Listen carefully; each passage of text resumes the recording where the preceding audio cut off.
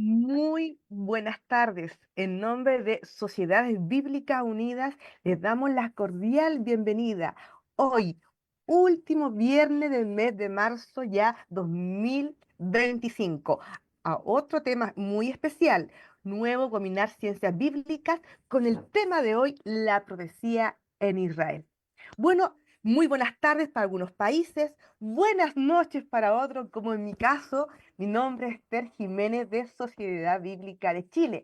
Acá ya son las 21:05 de la noche. Cada uno se ha conectado en su trabajo, anda rumbo a su hogar, ya en su casa, pero nos hemos reunido una vez más para aprender. El día de hoy tenemos a otro gran exponente.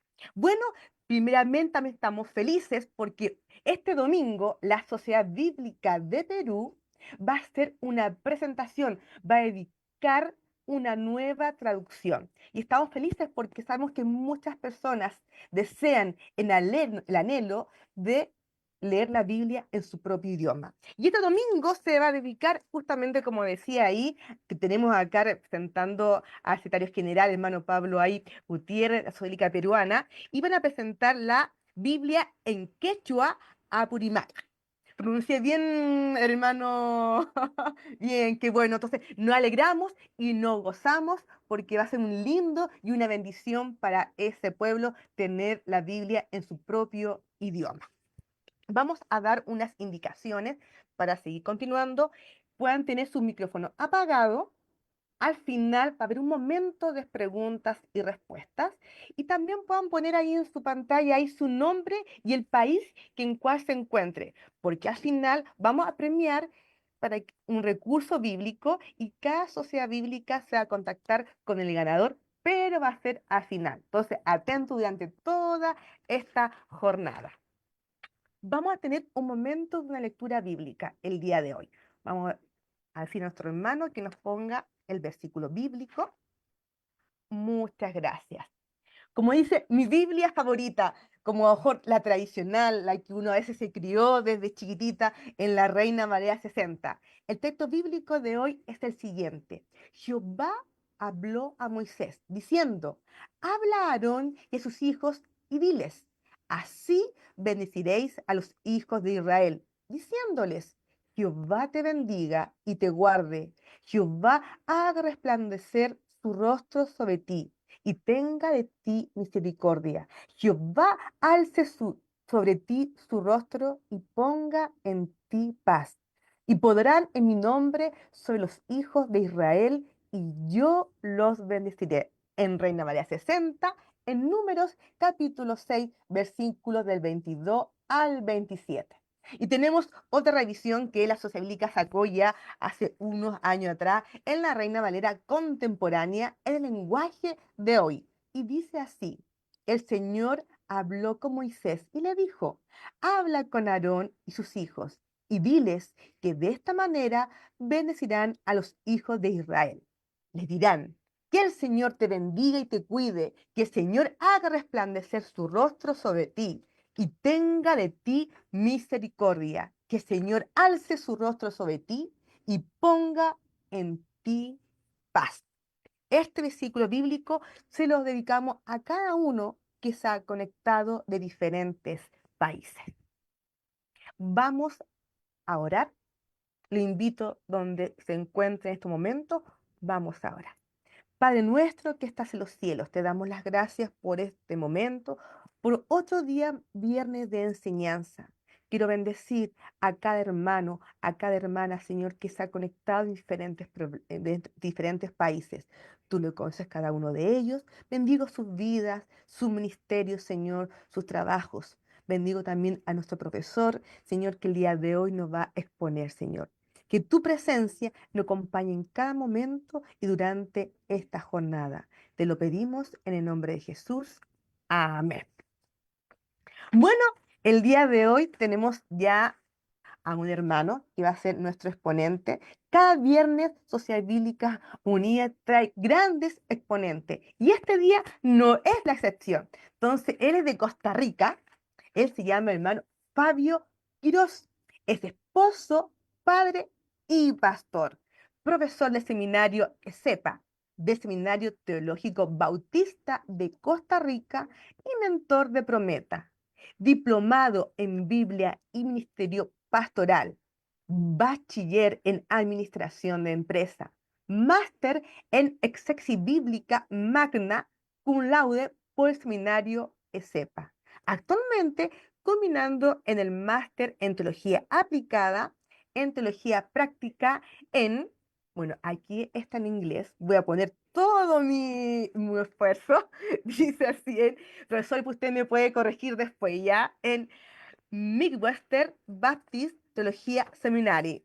Entonces, vamos a dar oportunidad, hermano Fabio, para escucharlo durante esta jornada. Dios les bendiga. Muy bienvenido en este webinar de Ciencias Bíblicas, la profecía en Israel. Hermano Fabio.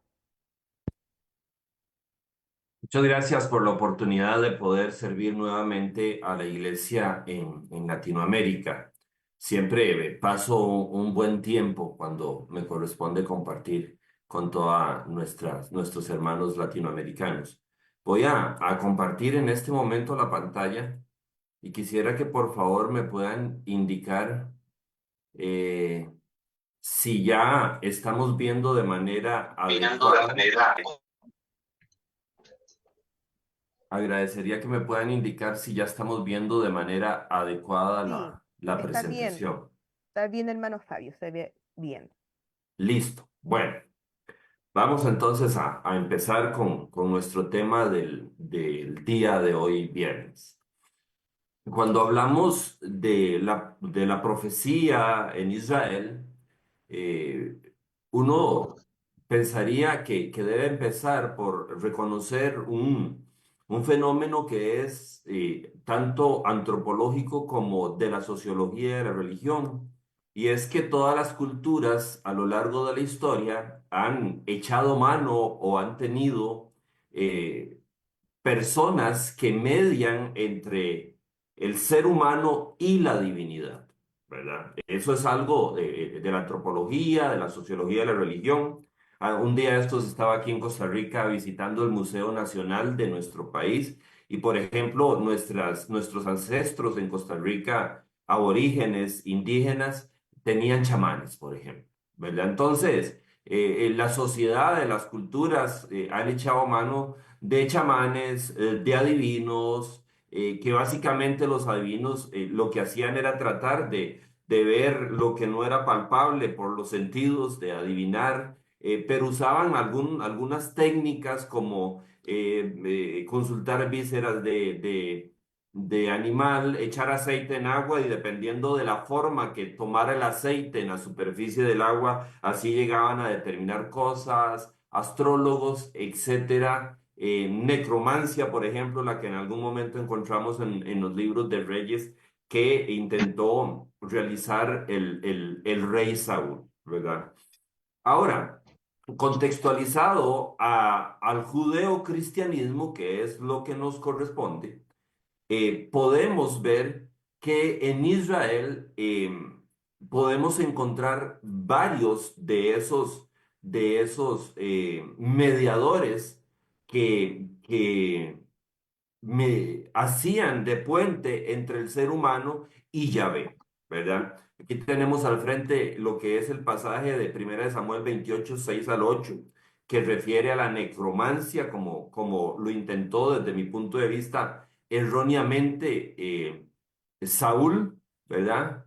Y dice, por eso fue y consultó al Señor, está hablando de Saúl, pero el Señor no le respondió ni por medio de sueños, ni por el Urim, ni por medio de ningún profeta. Entonces, aquí Samuel se apresura y en lugar de esperar la respuesta de Dios de manera reaccionaria, dice que llamó a sus sirvientes y les dijo, busquen a una mujer que sepa invocar a los muertos para que me diga lo que necesito saber.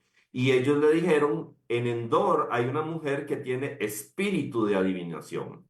Verso 8, Saúl se disfrazó entonces poniéndose otras ropas y durante la noche se fue con dos de sus hombres a buscar a la mujer.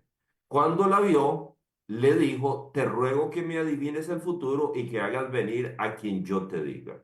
Aquí tenemos, repito, desde mi punto de vista, un error, una práctica errónea de parte de Saúl, que se nos relata en el libro de Primera de Samuel, porque ya, digamos, aterrizando un poco más y concretizando un poco más, saliéndonos de la generalidad de las culturas antiguas y ubicándonos particularmente en Israel, que es el tema que nos compete, porque de ahí es donde viene inicialmente el fenómeno de la profecía judeocristiana. En el pueblo de Israel se hablaba o se reconocían tres tipos de mediadores entre el ser humano y la divinidad. Aquí me refiero a Jeremías 18:18, donde aparecen estos tres tipos de mediadores. Leo, aquí tengo mi Biblia de papel y entonces estoy leyendo de la Reina Valera de 1995. Dice, ellos dijeron, venid y preparemos un plan contra Jeremías. Y aquí vienen los tres mediadores que eran legítimos en Israel, porque la instrucción no faltará al sacerdote ni el consejo al sabio, ni la palabra al profeta.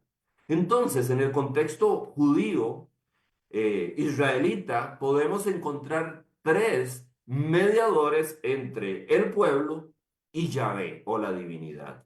El primero de ellos, el sacerdote, cuya mediación se producía a través de la ley.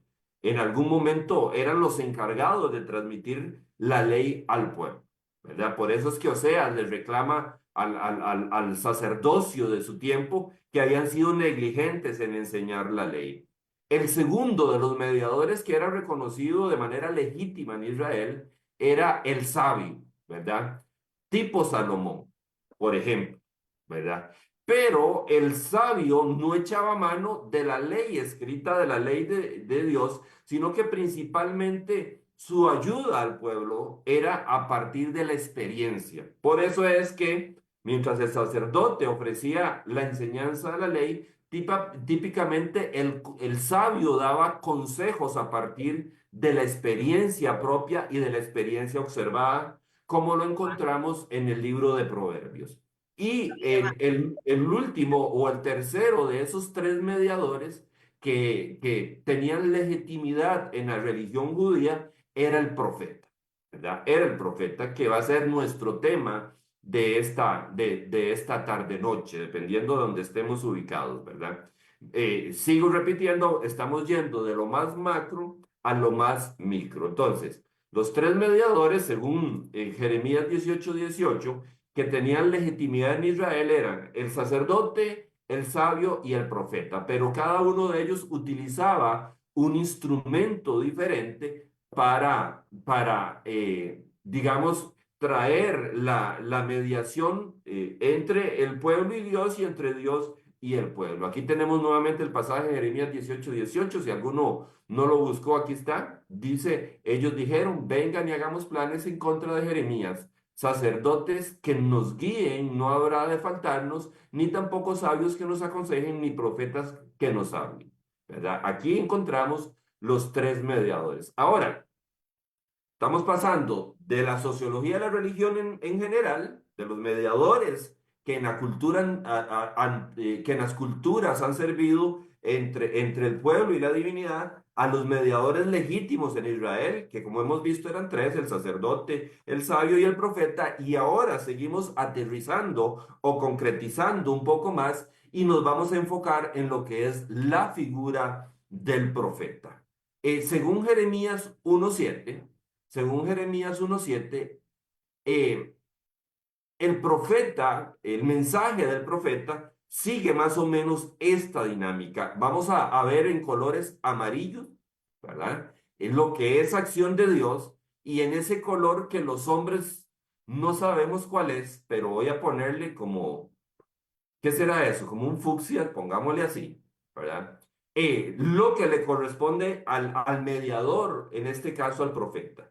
Típicamente, según Jeremías 1:7, y lo leo antes de referirme a la parte gráfica, dice Jeremías, me dijo Jehová, no digas, soy un muchacho, porque a todo lo que te envíe irás y dirás todo lo que te mande. Verso 8, no temas delante de ellos, porque contigo estoy para librarte, dice Jehová. Entonces, típicamente, el profeta es enviado por Dios. Una vez que el profeta es enviado por Dios, voy a señalar con el puntero aquí, una vez que es enviado por Dios, el profeta va, ¿verdad?, y recibe el mensaje de Dios. Al menos 110 veces en Escritura se nos habla de que un profeta recibe mensaje de Dios y luego entrega el mensaje de Dios, ¿verdad? Entonces, el profeta es enviado, el profeta va, recibe el mensaje de Dios y entrega el mensaje de Dios. No menos de 600 veces en la Escritura se nos dice que el profeta entrega el mensaje de Dios. Vea que no siempre se nos dice que lo recibe y cómo se nos dice. Son las menos las veces que se nos dice que lo recibe y cómo lo recibe. Son mayoritariamente las veces que nos dice que el profeta entrega el mensaje de Dios. A esta altura, es válido y necesario hacer alguna conceptualización. Y aquí tenemos algunos conceptos que es importante que podamos entender por lo menos en un nivel básico, ¿verdad? Un profeta es un portavoz de la revelación especial de Dios. Así podríamos definirlo. Ahora, la profecía es un mensaje de un profeta, ¿verdad? Por cierto, no es exclusiva de Israel, aunque nosotros como cristianos creamos que los únicos profetas verdaderos son los que actúan en nombre del Dios judío cristiano o de Yahvé. La profecía como tal no es un fenómeno exclusivo de Israel. Tanto así que, por ejemplo, encontramos episodios en Escritura que nos hablan de falsos profetas. El fin de semana anterior en la iglesia local estaba predicando, por ejemplo, sobre el profeta Elías y solo en uno de esos pasajes del profeta Elías se mencionan 450 profetas de Baal, ¿verdad? Ojo, no estoy legitimando el mensaje de los profetas que actuaban en nombre de otros dioses con minúscula, por decirlo así. No lo estoy legitimando, solamente estoy mencionando que el fenómeno de la profecía no era exclusivo de Israel. Ahora, hay una parte de la profecía que tiene un componente predictivo, pero a veces en el lenguaje popular cristiano, principalmente evangélico, de nuestra Latinoamérica se confunden. Y es el hacer sinónimos exactos profecía con predicción.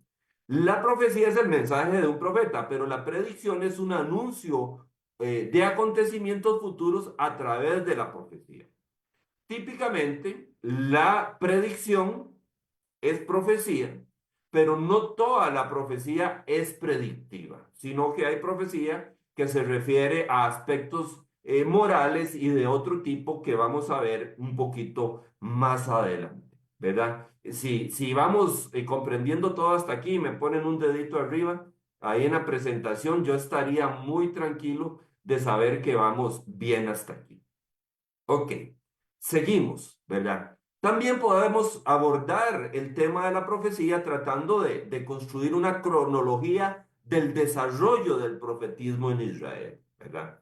Típicamente, ¿verdad? Se dice que cuando Israel llega a la tierra de Canaán, ¿verdad? El elemento de profecía, los profetas como tal, la práctica de la profecía, no está tan desarrollado. Por eso es que en un libro en el libro de Jueces, en el capítulo 9 versículo 37 encontramos la mención de adivinos, ¿verdad? Recordemos que Israel en Canaán es una nación que apenas está tomando forma después de haber salido de Egipto y entrado a la tierra prometida, entonces no es una nación consolidada desde el punto de vista de tenencia de su tierra y de su estructura de gobierno como tal. En 1 Samuel 10:5 encontramos compañías de profetas, un poquito más adelante ya en la historia.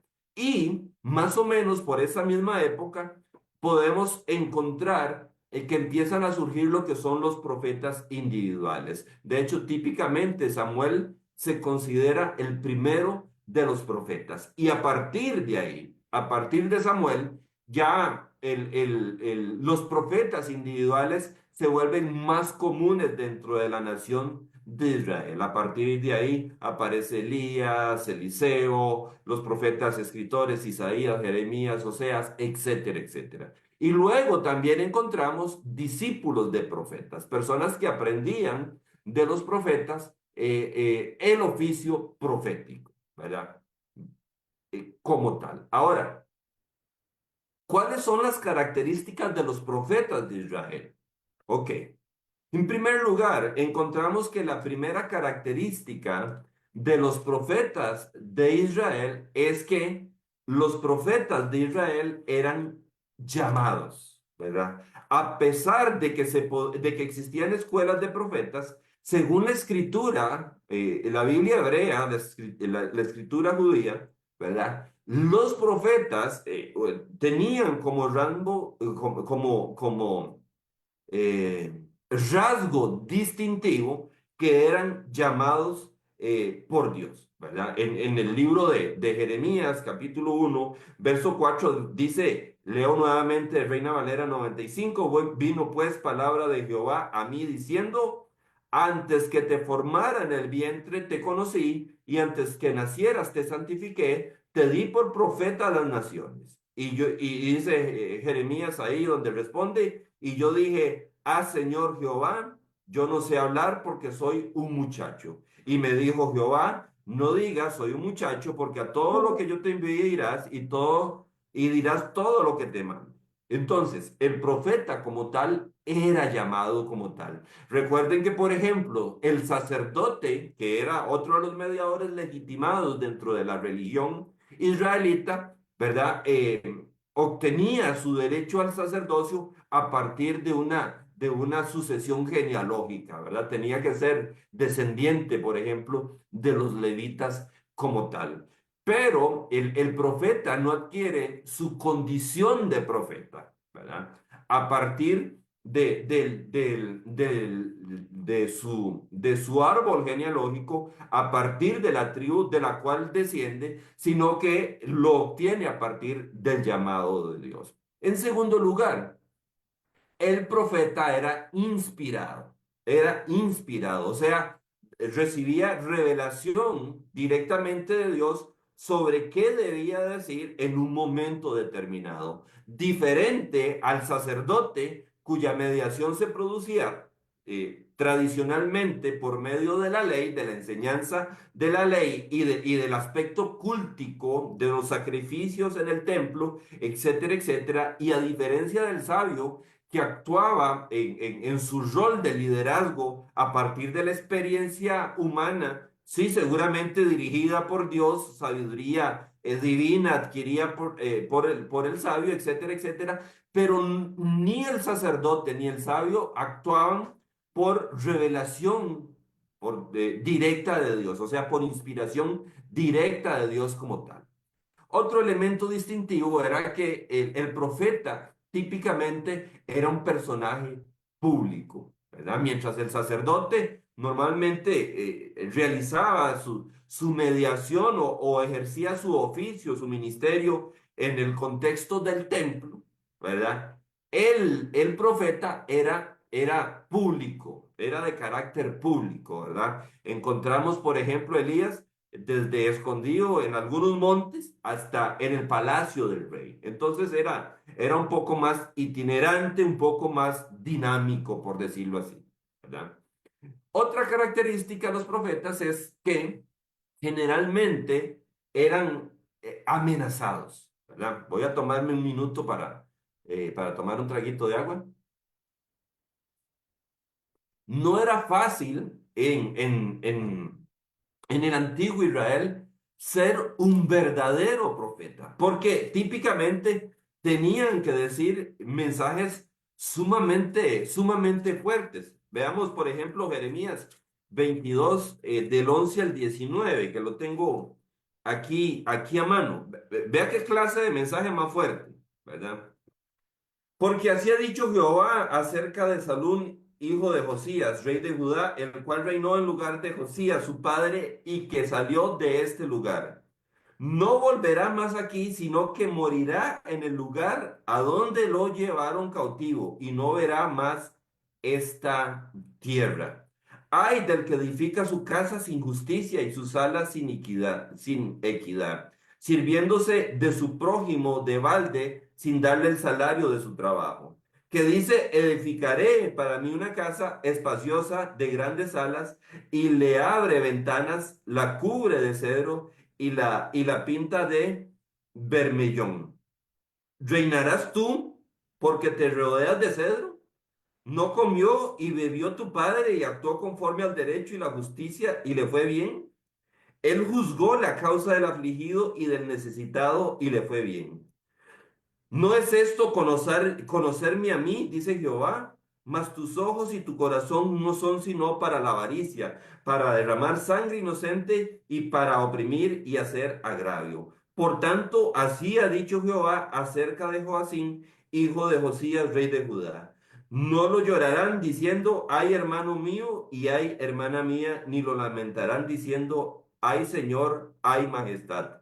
En sepultura de asno será enterrado arrastrándolo y echándolo fuera de las puertas de Jerusalén. Nada más imaginémonos lo que es llegar a decirle a esto, llegar a decir esto a la corte, o llegar a decirle esto a un rey que tenía la potestad de asesinar, o de mandar a matar a alguien en su reino. Entonces, los profetas típicamente no la pasaban bien, ¿verdad? El ejercicio del ministerio profético en Israel pues no se ejercía en un hotel 5 estrellas, sino que era bastante difícil poder ejercer el ministerio. Otra característica es que era carismático, porque la profecía como tal era un don. Con el llamado de Dios venía el carisma o el don de Dios. Ahora, estas son características distintivas de los profetas, pero también hay cosas que los diferencian, ¿verdad? Por ejemplo, existían diferencias entre los profetas acerca o con respecto del tiempo que dedican a la actividad profética, ¿verdad? Mientras Abdías profetizó por unos días, quizás no más de 3 o 4, Isaías tuvo un ministerio profético de 38 años. Entonces había una diferencia en el tiempo que ellos dedicaban al ministerio como tal. La otra de las diferencias es la forma en que recibían los mensajes de Dios. Algunos los recibían por visiones, por ejemplo, Isaías, allá capítulo 6 del libro de Isaías. Algunos por audiciones, como acabamos de leer en Jeremías capítulo 1. Algunos en trances, algunos en sueños, etcétera, etcétera. Cada profeta recibía cada mensaje de Dios de manera diferente. Otra de las diferencias entre los profetas era el modo de transmitir el mensaje. Algunos lo hacían por medio de oráculos, algunos escribieron, como los que tenemos hoy registrados en nuestra Biblia, otros lo hacían por medio de acciones simbólicas. Había diferencia en la forma de transmitir el mensaje. Más diferencias, ¿verdad? Podrían ser profetas independientes o funcionarios institucionales, típicamente funcionarios del templo o de la corte. Básicamente, los reyes en la antigüedad, Israel no estaba ajena a eso, se rodeaba de sabios y de profetas a los cuales consultaba para tomar decisiones de carácter político en su reino, ¿verdad? No es una verdad absoluta, pero había una tendencia en los funcionarios institucionales a hablarle bonito al rey, porque tenían que cuidar su trabajo, por supuesto. Si llego y le digo al rey cualquier cosa, puedo perder mi trabajo y mi vida, ¿verdad? Y típicamente los profetas independientes, pues en la eh, nieve. típicamente los profetas independientes, que no eran funcionarios del templo o de la corte, actuaban en una buena medida con profecías legítimas que venían de parte de Dios. Por ejemplo, encontramos a Natán con el rey David, por ejemplo, o a Elías con Acab.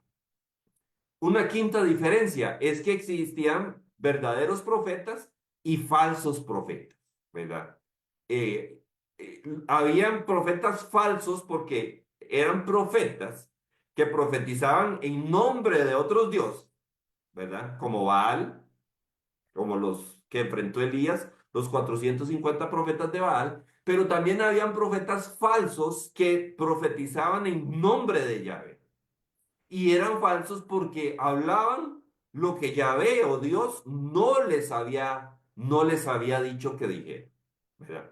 Entonces, algunos de esos falsos eran falsos maliciosos, malintencionados, proclamaban en nombre de Dios lo que no habían recibido y algunos de ellos, ¿verdad?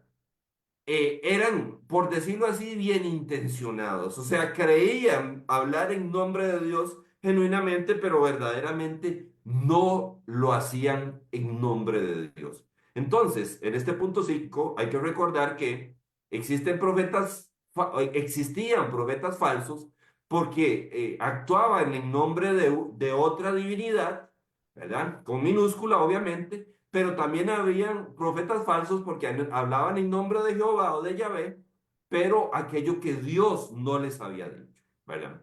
Y otra diferencia, la última que vamos a señalar por hoy de las diferencias, es que había diferencia en el contenido de su mensaje. Algunos predecían el futuro, algunos anunciaban al Mesías, algunos actuaban como reformadores sociales, anunciaban juicio, otros anunciaban restauración o en una sola profecía venían varias cosas mezcladas, juicio y restauración juntas, a veces confirmaban reyes, anticipaban a veces resultados de guerras, denunciaban injusticias económicas o sociales, denunciaban corrupción en el culto por parte de los sacerdotes, algunos conocían verdades escondidas, etcétera, etcétera. Pero digamos que el menú de contenido del mensaje de los profetas era bastante variado. Ahora, a esta altura, vamos a referirnos a tres conceptos más. Anteriormente nos referimos al concepto del sacerdote, del sabio, del profeta. También nos referimos a otros conceptos. Y ahorita vamos a referirnos a tres conceptos más. Y tiene que ver con el cumplimiento de la profecía. Típicamente se habla, digamos, a grosso modo, de que la profecía puede tener un cumplimiento sí. Esto es que a cada profecía se le asigna un cumplimiento único y legítimo a cada profecía, ¿verdad? Un cumplimiento único y legítimo a una profecía. También podrían tener algún cumplimiento múltiple, ¿verdad? Por ejemplo, la asignación de varios cumplimientos legítimos a una sola profecía. O sea, una profecía que parece tener varios cumplimientos a lo largo del tiempo, ¿verdad? Y también podríamos hablar de cumplimiento progresivo, ¿verdad? Y es aquel cumplimiento que no se da en un momento puntual, sino que se da por medio de un proceso, ¿verdad? De una progresión ley. Entonces podemos hablar, digamos, a grandes rasgos de estos tres tipos de cumplimiento: simple, múltiple y progresivo, ¿verdad? Ahora, centrémonos un poquito en lo que son los profetas escritores o los libros proféticos que tenemos hoy en nuestra Biblia. En cuanto a los libros proféticos, típicamente son de los libros más difíciles de interpretar, ¿verdad? Es una literatura que es bastante difícil de interpretar por varias razones, ¿verdad? El género literario como tal no es fácil de interpretar y cada libro profético que tienen nuestras Biblias tienen algunos subgéneros también dentro del género, ¿verdad? Que complican más el asunto, ¿verdad? Típicamente son difíciles de interpretar porque es común que haya un malentendido en cuanto a la función y forma de estos libros, ¿verdad? Quizás a nivel popular, si hiciéramos una encuesta en nuestras iglesias, en el contexto cristiano latinoamericano, ¿verdad? Acerca de los libros proféticos, buena parte de las respuestas los asociarían con predicción, ¿verdad? Pero como hemos visto y vamos a seguir viendo, la profecía incluye predicción, pero no es la mayor parte de la profecía la que es predictiva, sino que generalmente la profecía o el hablar en nombre de Dios o el entregar el mensaje de Dios tienen que ver con circunstancias inmediatas y contemporáneas al mensaje del profeta. Menos del 2% de las profecías son mesiánicas, menos del 1% se refieren a eventos por suceder, ¿ah? En la inmediatez, digamos, y menos del 5% se refieren específicamente al nuevo pacto, ¿verdad? Hablando en términos específicos, ¿verdad? Es complicado, es difícil interpretar los libros proféticos también porque se requiere conocer y dominar elementos literarios, históricos, semánticos y contextuales para su comprensión, ¿verdad? Algunas otras dificultades. Con raras excepciones, los oráculos están pobremente delimitados y a veces no tienen un orden cronológico, los oráculos de los profetas, ¿verdad? Cuando digo pobremente delimitados es que muchas veces no es fácil delimitar dónde empieza y dónde termina un oráculo, ¿verdad? Y eso no es tan fácil, ¿verdad? En un mismo oráculo se pueden anticipar cosas que en el futuro van a suceder en un orden cronológico diferente o fenómenos de este tipo, ¿verdad? También los libros proféticos fueron escritos típicamente en tiempos de desorden político, social, económico y militar, ¿verdad? Y en tiempos de infidelidad a Dios y desprecio por el pacto entre Dios e Israel. Los profetas no inventaban las bendiciones ni los castigos, solo las comunicaban. Aquí tenemos algunos ejemplos que por asuntos de tiempo no voy a mencionar, pero ahí quedan para que ustedes puedan revisar esas citas bíblicas donde se registran las bendiciones o las maldiciones y castigos que Dios había establecido ante diferentes actuaciones o circunstancias, ¿verdad? Y típicamente es muy difícil comprender el mensaje de los profetas sin ayuda externa. Entendiendo por ayuda externa, pues algún material, ¿verdad? Que nos ayuda a comprender la cronología de los profetas, las circunstancias históricos, militares, sociales, económicas, el contexto como tal en que un mensaje, en que una profecía es entregada. Entonces, no es tan fácil como tal, ¿verdad? Ahora, la profecía como tal puede tomar diferentes formas, ¿verdad? Podría ser una profecía literal, que es la mayoría. Podría ser una profecía, digamos, que es poética o figurada, ¿verdad? Aquí hay un ejemplo, por ejemplo, en el libro de Isaías, capítulo 1 versículo 2. Lo estoy buscando rápidamente, ¿verdad? Donde tenemos un registro de una profecía figurada. Aquí dice el profeta Isaías: oíd cielos y escuchad tu tierra, porque habla Jehová. Crié hijos y los engrandecí, pero ellos se rebelaron contra mí. Entonces está usando aquí una figura literaria, una figura retórica para comunicar la profecía. La profecía también puede ser simbólica, también puede ser simbólica. Me quedo en el libro de Isaías, en el capítulo 20, versículos 1 al 4, donde dice, eh, en el año en que vino el jefe de los ejércitos a Asdod, cuando lo envió Sargón, rey de Asiria, y peleó contra Asdod y la tomó, en aquel tiempo habló Jehová por medio de Isaías, hijo de Amós, diciendo, y aquí es donde viene la parte simbólica. Ve, quita la ropa áspera de tus caderas y descalza las sandalias de tus pies, y lo hizo así, andando desnudo y descalzo.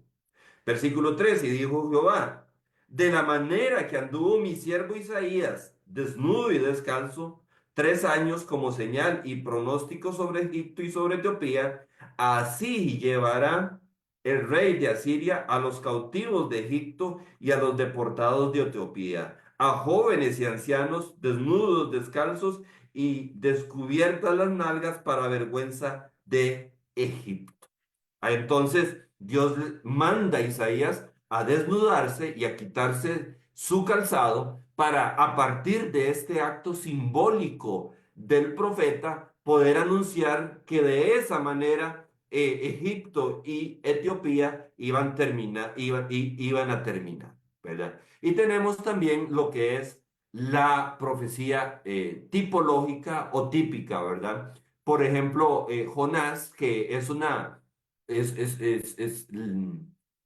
voy a ponerlo así, Jonás como tipo del Mesías que es refrendado en el Nuevo Testamento, ¿verdad? Es validado en el Nuevo Testamento cuando Jesús dice, bueno, de la manera en que Jonás estuvo en el vientre del pez durante 3 días, así el Hijo del Hombre estará, estará, digamos, en la muerte por 3 días. Entonces aquí tenemos a Jonás como un tipo del Mesías como tal. Entonces, la profecía puede tener una forma literal, una forma figurada, una forma simbólica o una forma tipológica como tal, ¿verdad? Vamos a hablar ahorita un poquito de la naturaleza de la profecía, ¿verdad?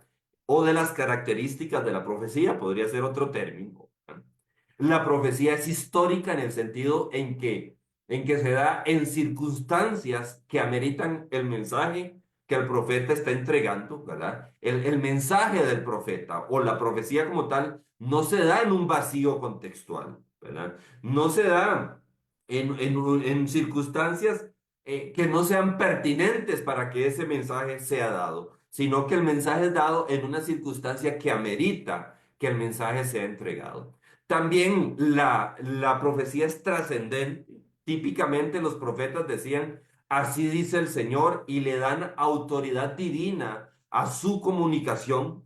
Típicamente el profeta no hablaba de su propio pensamiento y de su propio corazón, y cuando lo hacía era catalogado como un profeta falso que estaba hablando cosas que Dios no le había comunicado. Entonces, la profecía es trascendente, la profecía es moral en el sentido de que las demandas vamos a ver, los señalamientos que los profetas hacen de la decadencia moral en Israel, se fundamenta, ese señalamiento de decadencia moral se fundamenta en lo que la ley de Moisés mandaba. Entonces, típicamente, el profeta era un conocedor de la ley, ¿verdad? No mediaba mediante la ley como lo hacía el sacerdote, pero era un conocedor de la ley y veían que el pueblo o las autoridades de Israel estaban actuando de manera contraria a lo que decía la ley y enviaba un mensaje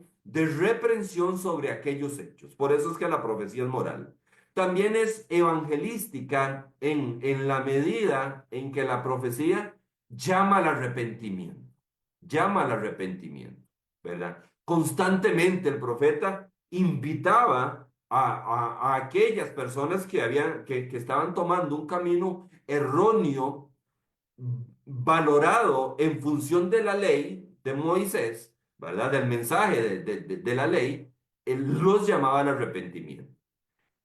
Puede ser predictiva, o sea que en algunos casos mira o está orientada al futuro, pero vean que es una característica que es una posibilidad, no es una generalidad que cubre a todas las profecías. Y finalmente es mesiánica en el sentido de que varias de las profecías del Antiguo Testamento apuntan al Mesías, a Cristo el Señor, a Jesús como tal, ¿verdad? Entonces, resumiendo, estas son 6 características de la profecía, ¿verdad? Histórica, trascendente, moral, evangelística, predictiva y mesiánica como tal, ¿verdad?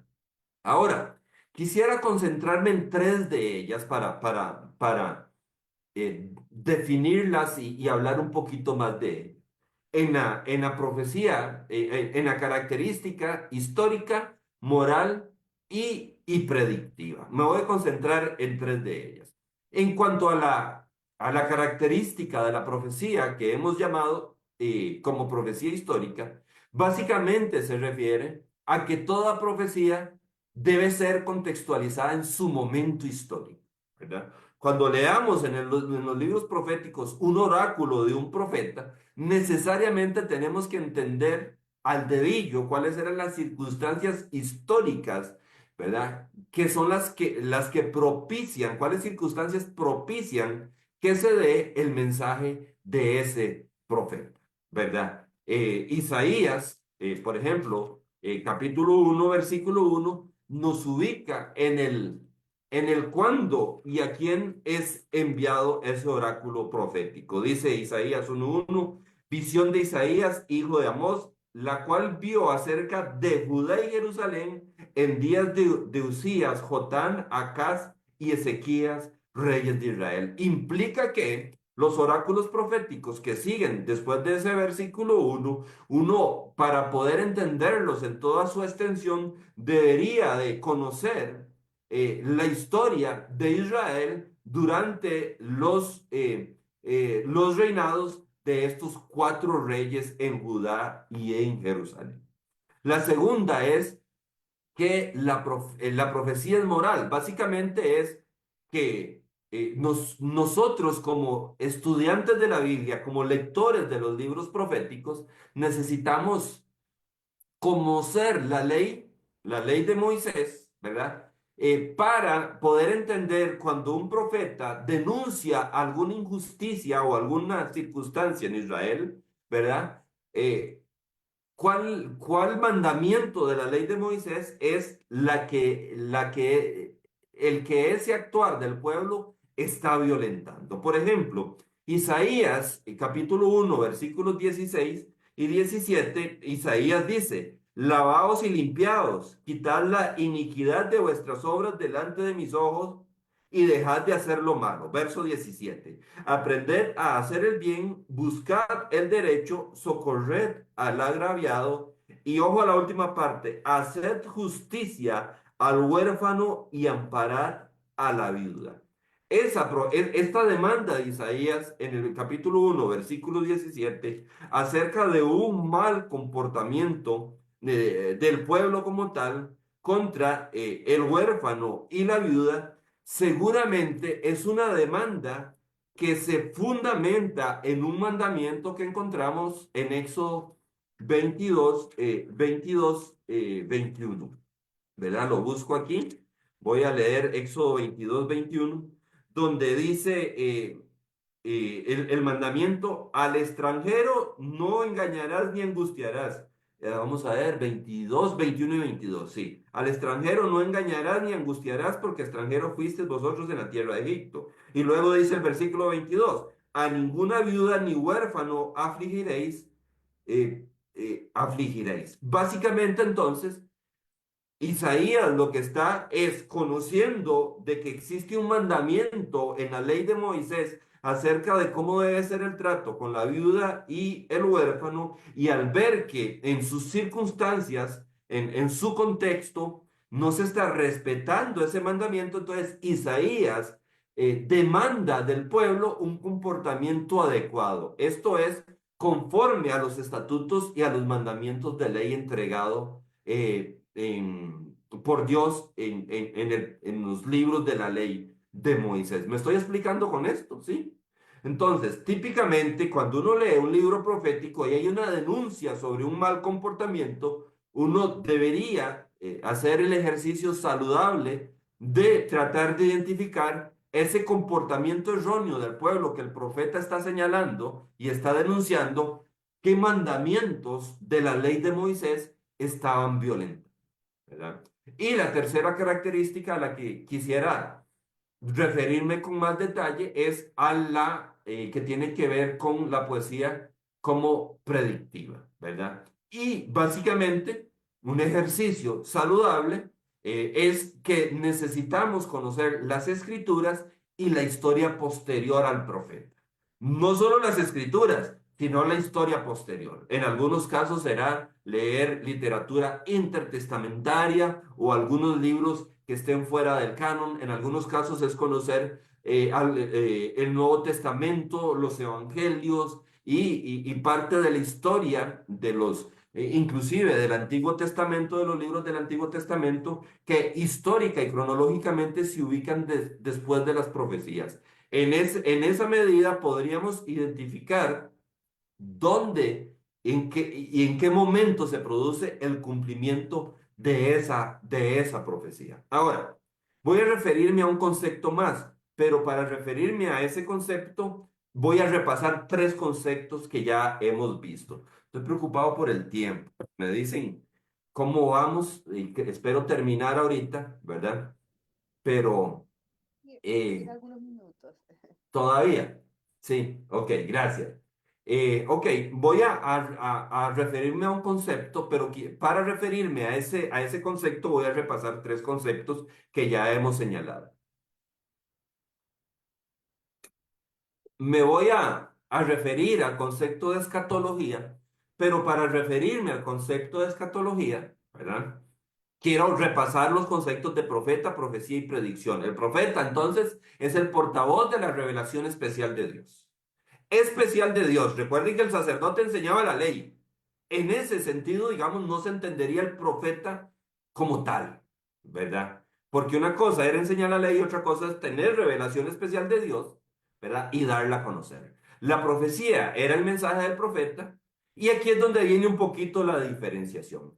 La predicción es anuncio de acontecimientos futuros a través de la profecía.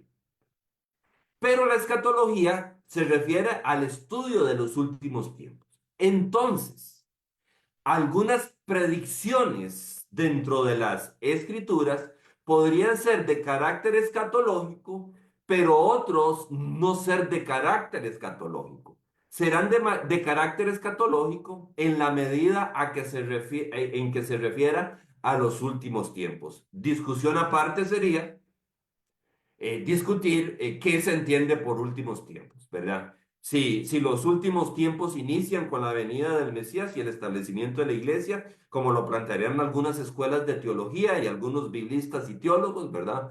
O la escatología tendríamos que enfocarla desde el punto de vista del futuro lejano con respecto a nosotros, o sea, a los últimos eventos del fin de esta era como tal. Es una discusión aparte, pero sí quisiera señalar la diferencia entre predicción entre profecía predictiva y profecía predictiva que tiene un carácter escatológico, ¿verdad?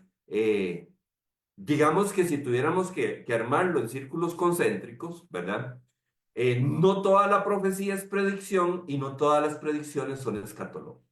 Podríamos señalarlo de esa manera. Quisiera señalar algunos ejemplos de lo que son los cumplimientos de la profecía y características, ¿verdad?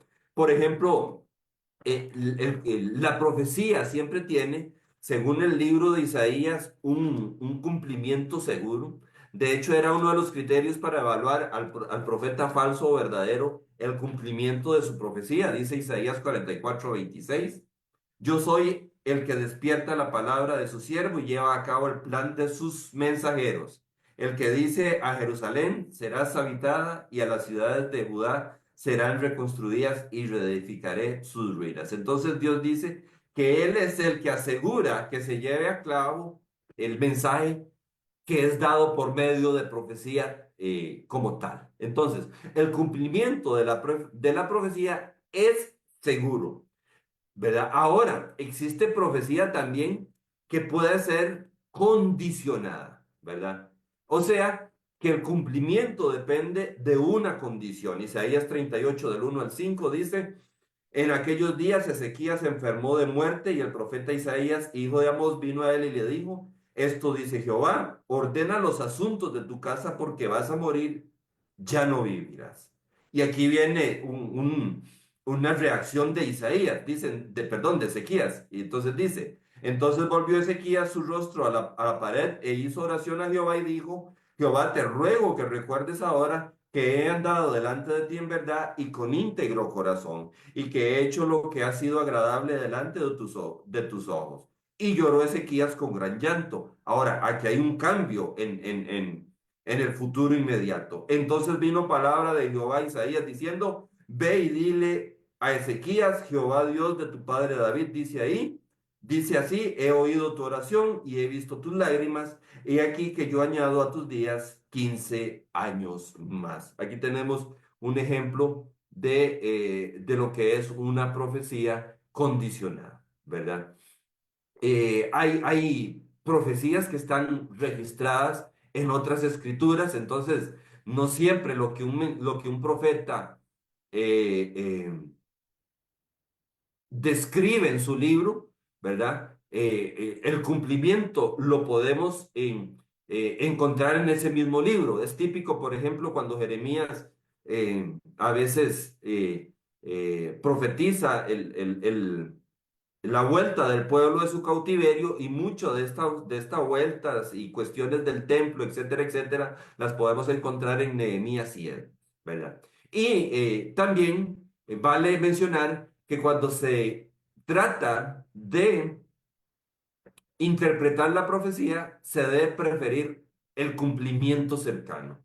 O sea, se debe preferir el cumplimiento de la profecía que esté en términos cronológicos y de tiempo más cercano al oráculo o a la profecía que ha sido pronunciada, ¿verdad? Evidentemente habrán sus excepciones y típicamente cuando en el Nuevo Testamento se señala que algún evento del Nuevo Testamento es el cumplimiento de una profecía del Antiguo Testamento, pues claro está que estamos ante un cumplimiento lejano o a un cumplimiento múltiple o progresivo, ¿verdad?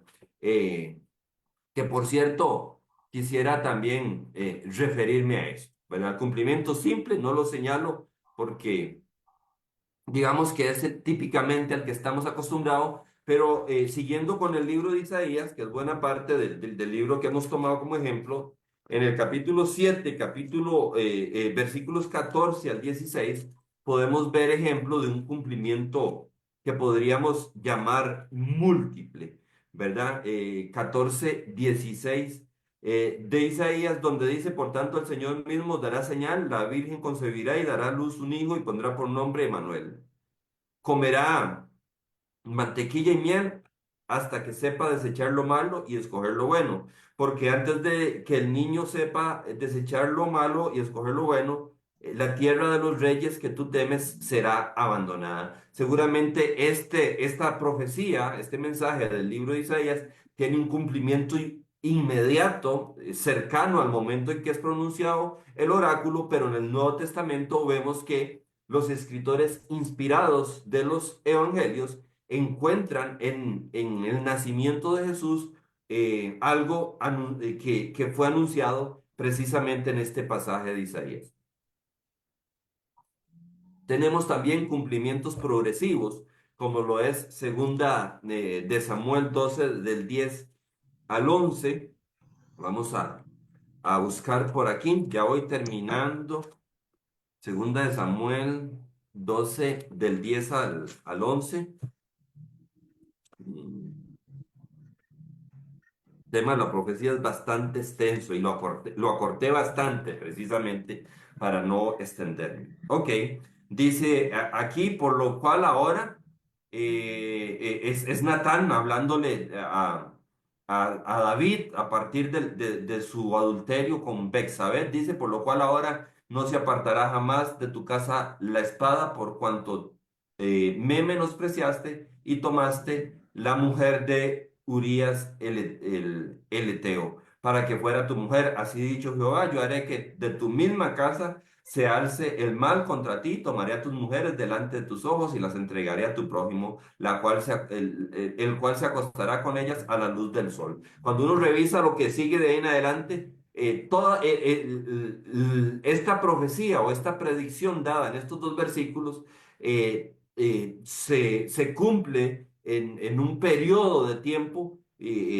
Hablando en términos canónicos, son más o menos 7, 8 capítulos en donde todavía posterior a esto encontramos episodios que corresponden al cumplimiento de esta profecía.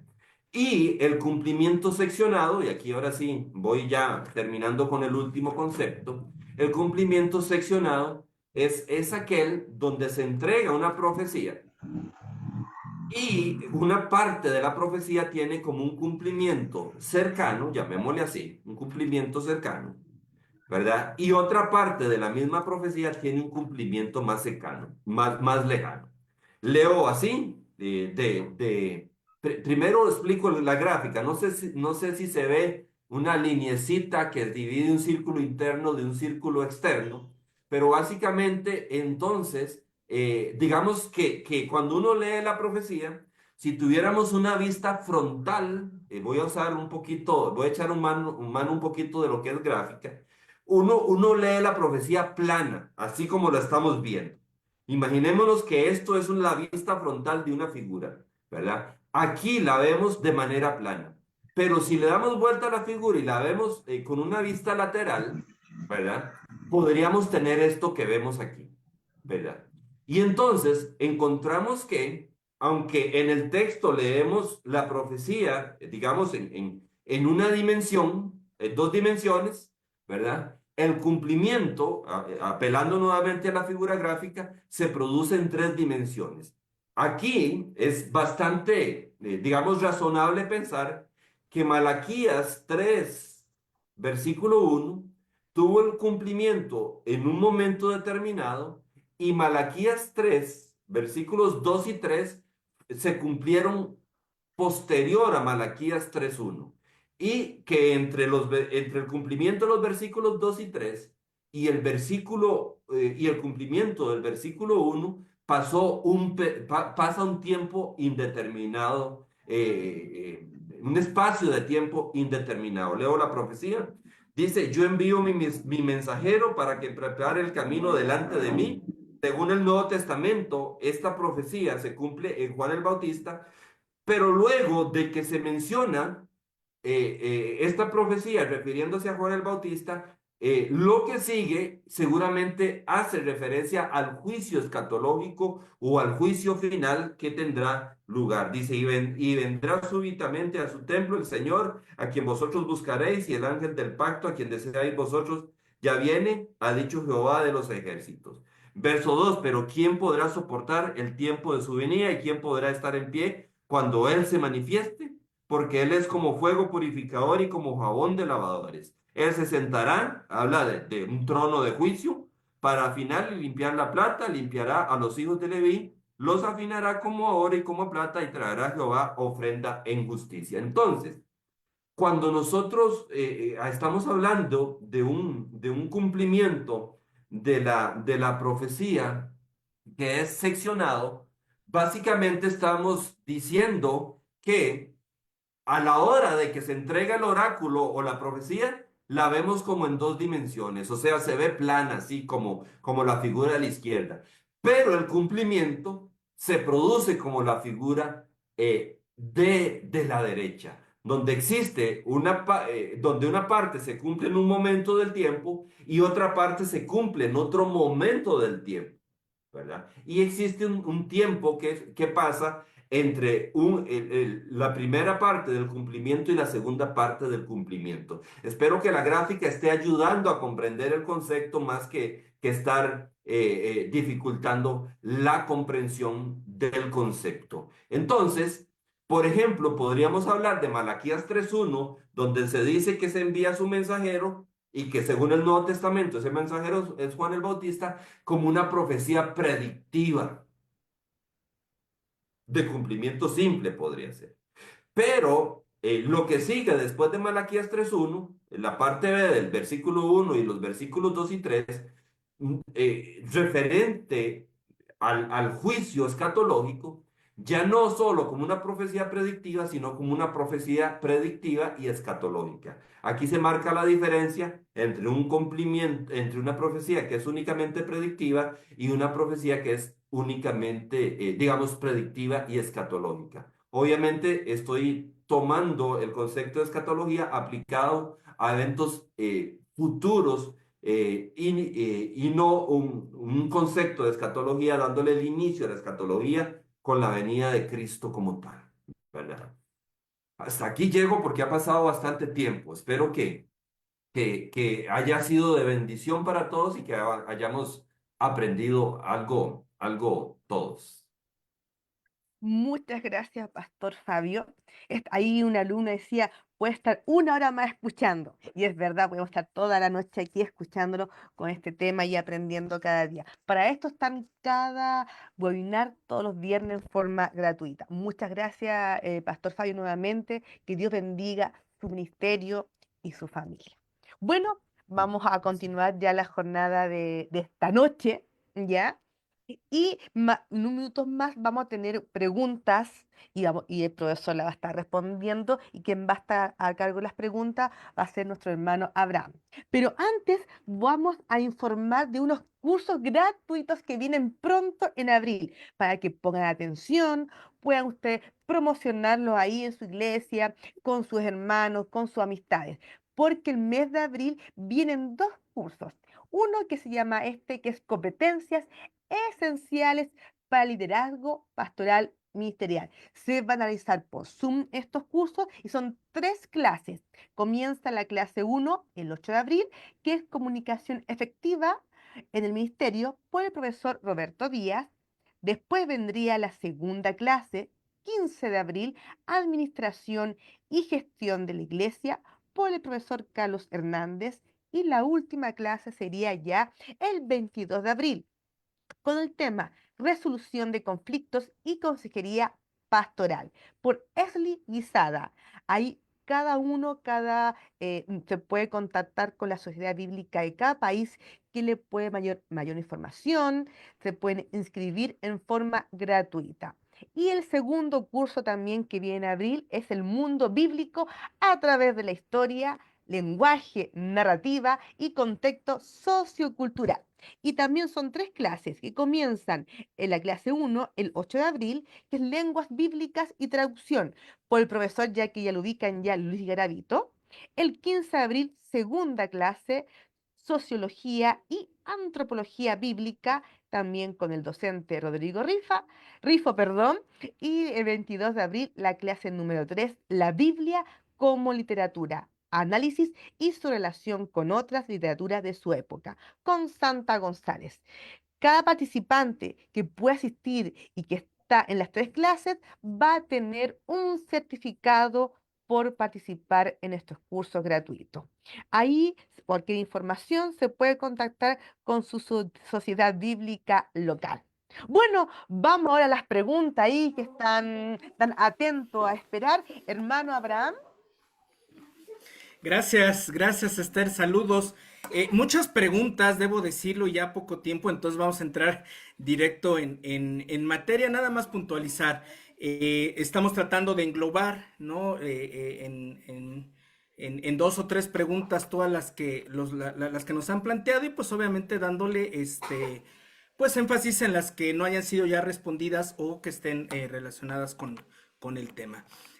Si no escuchan su pregunta de manera textual, una disculpa, las estamos considerando en las que vamos a plantear. Profesor, hablaba al principio de reconocer la profecía desde un fenómeno antropológico y sociológico, que es universal, multicultural y religioso, por supuesto, y que sin duda tiene implicaciones muy marcadas entre las culturas paralelas al pueblo elegido y propiamente el pueblo elegido.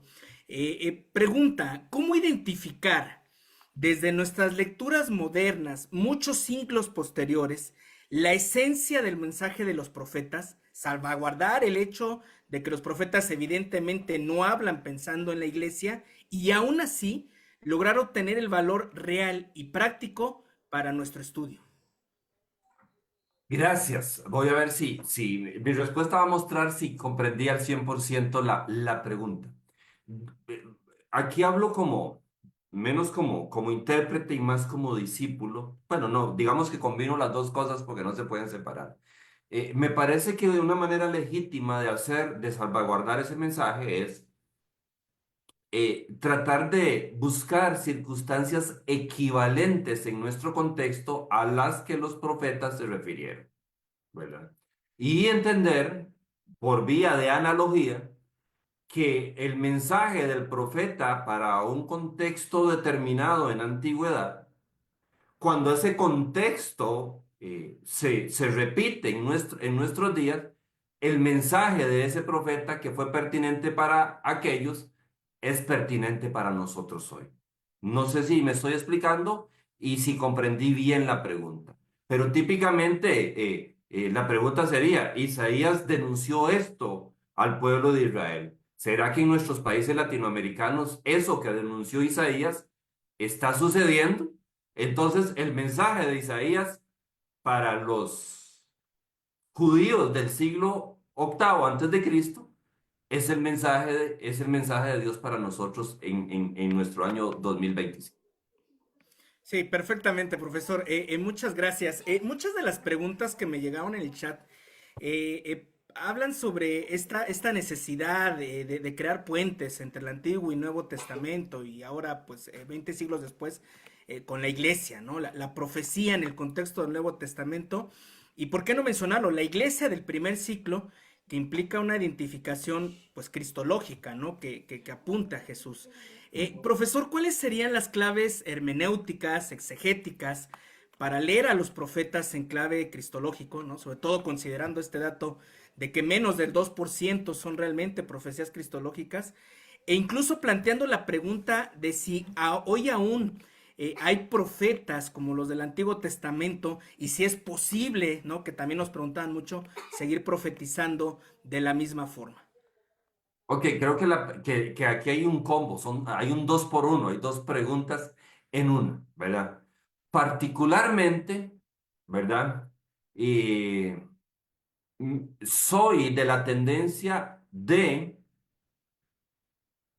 identificar como profecía mesiánica solo aquellas profecías del Antiguo Testamento que están claramente legitimadas en el Nuevo Testamento como profecía mesiánica, ya sea porque sean citadas o porque hay un eco de ellas, ¿verdad? Creo que con raras excepciones, ¿verdad? Quizás el episodio de Abraham con Isaac, ¿verdad? Donde se nos dice donde el niño pregunta, bueno, ¿y dónde está el sacrificio? Y Abraham dice, bueno, el Señor proveerá el cordero para el sacrificio. Creo que, sí, si mi memoria no me falla, no hay en el Nuevo Testamento dentro de los libros canónicos, ninguna referencia a que eso tiene que ver con la obra redentora de Cristo, pero parece que la casualidad sería mucha si no lo vemos así, pero con raras excepciones como esas, soy del pensar soy del pensar de que se deben de tomar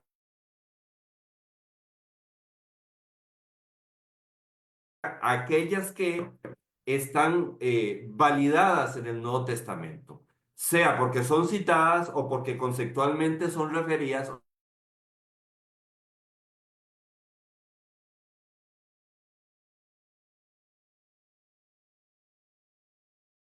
una posición continuista, ¿verdad? Entonces yo primero me confieso, primero expongo desde dónde hablo, desde mi postura teológica. Entonces creo que es posible que la profecía esté vigente hoy. Ahora, tengo que hacer dos aclaraciones. La pregunta fue si existen profetas al igual que existían en el Antiguo Testamento, ¿verdad? Me parece que podría estar vigente la profecía hoy pero con algunas características particulares de nuestro contexto actual, ¿verdad? Por ejemplo, la misma escritura dice que hoy tenemos la palabra profética más segura, que es la escritura. Entonces, debo de dar preeminencia, primer lugar, primacía a la escritura. Esa es una primera aclaración que quiero hacer, ¿verdad? No deberíamos de buscar eh, en la voz de un profeta algo que la escritura claramente nos indica que debemos hacer o dejar de hacer, ¿verdad? Esa es la primera aclaración. La segunda es que alguien podría pensar que al tener yo una posición continuista y al creer en la profecía hoy, alguien podría erróneamente pensar que yo eh, eh, valido a todos aquellos que se dicen ser profeta o que se digan estar dando una profecía, ¿verdad?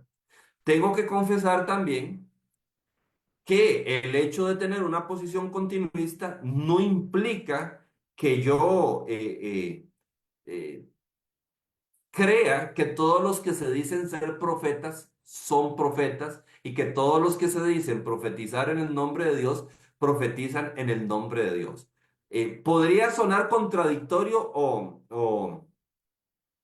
sí, o paradójico, pero yo personalmente creo que un buen porcentaje, por no decir la mayoría, de los que se dicen ser profetas y los que se dicen profetizar en el nombre de Dios, no son profetas y no profetizan en el nombre de Dios. Pero sí creo que podría existir profecía. Creo que eso responde.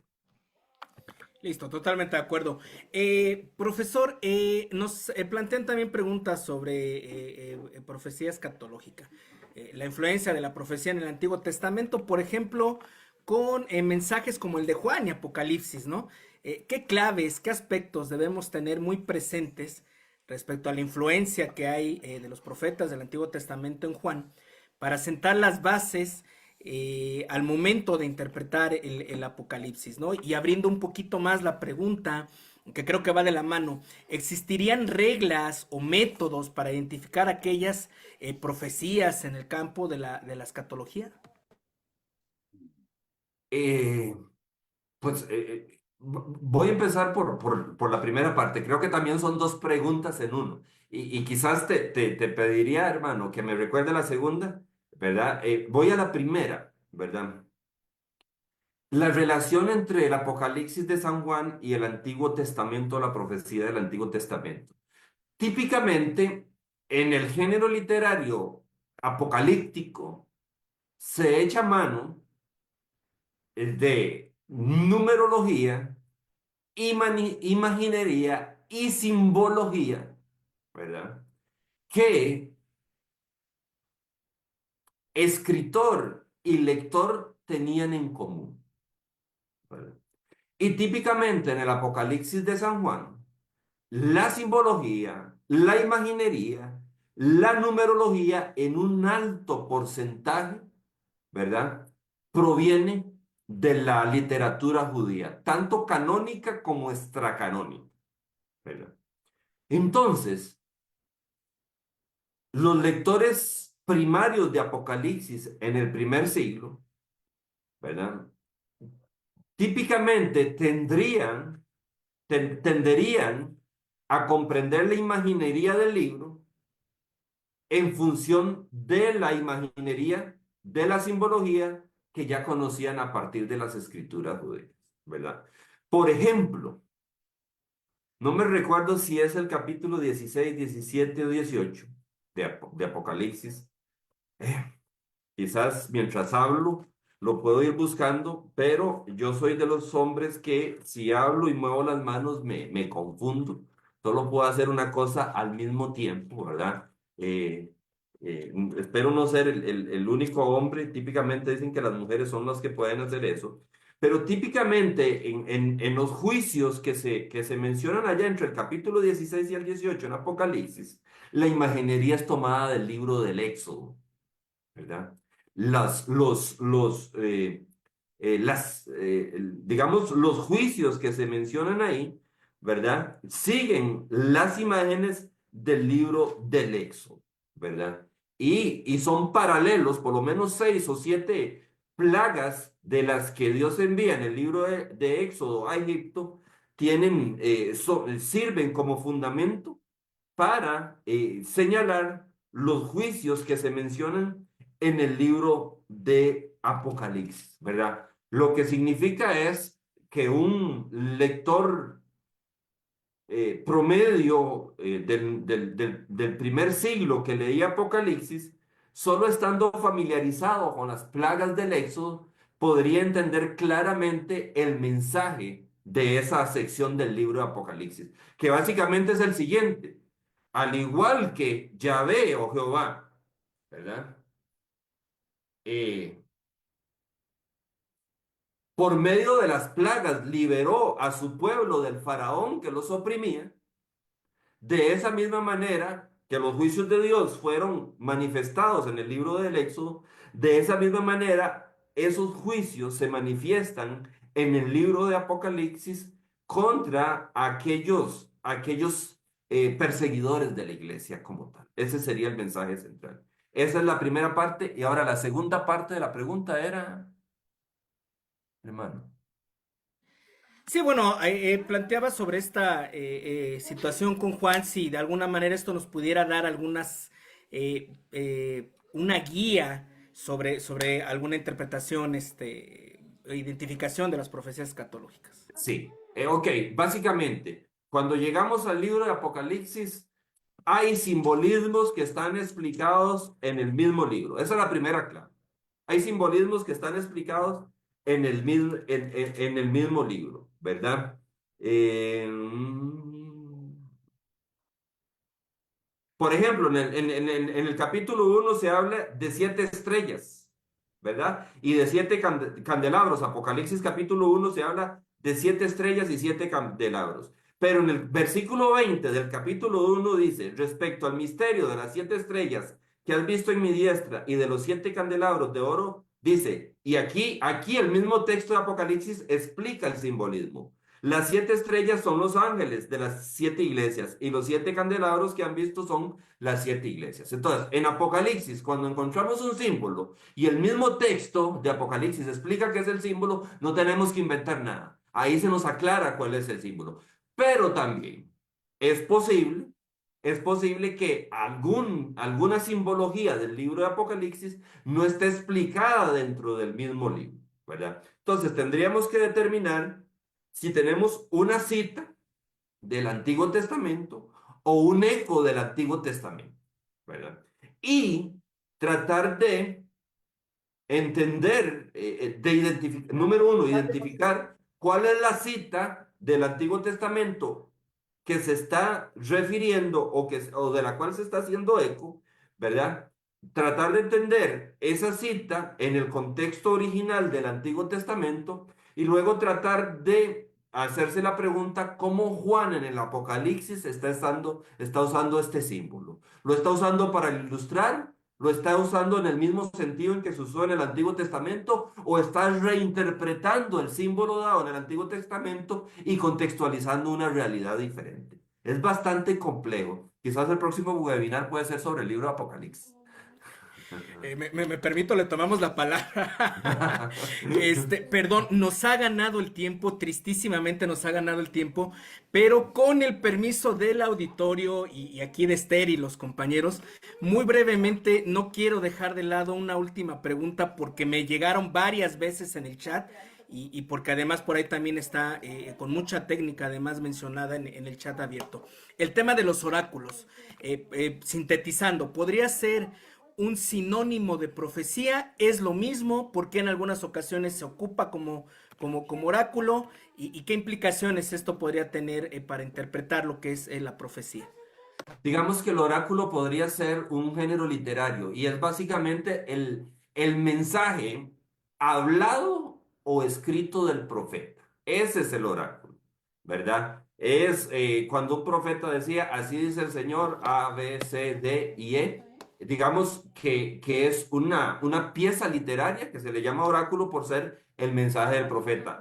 Cuando era hablado, en su momento, cuando fue hablado, era un oráculo verbalizado, hablado. Hoy que lo tenemos escrito, ¿verdad? Es escrito, pero es básicamente eso. No es sinónimo de profecía, porque recordemos que la profecía puede darse también por medio de, digamos, puede tomar forma simbólica, ¿verdad? Como Isaías que se desnudó, por ejemplo, ¿verdad? Digamos, la profecía puede ser una visión, ¿verdad? Pero digamos que el oráculo es una forma de transmitir el mensaje del profeta, ¿verdad? Típicamente hablado o escrito, en tanto eso que se habló es puesto por escrito como lo tenemos hoy en el Antiguo Testamento.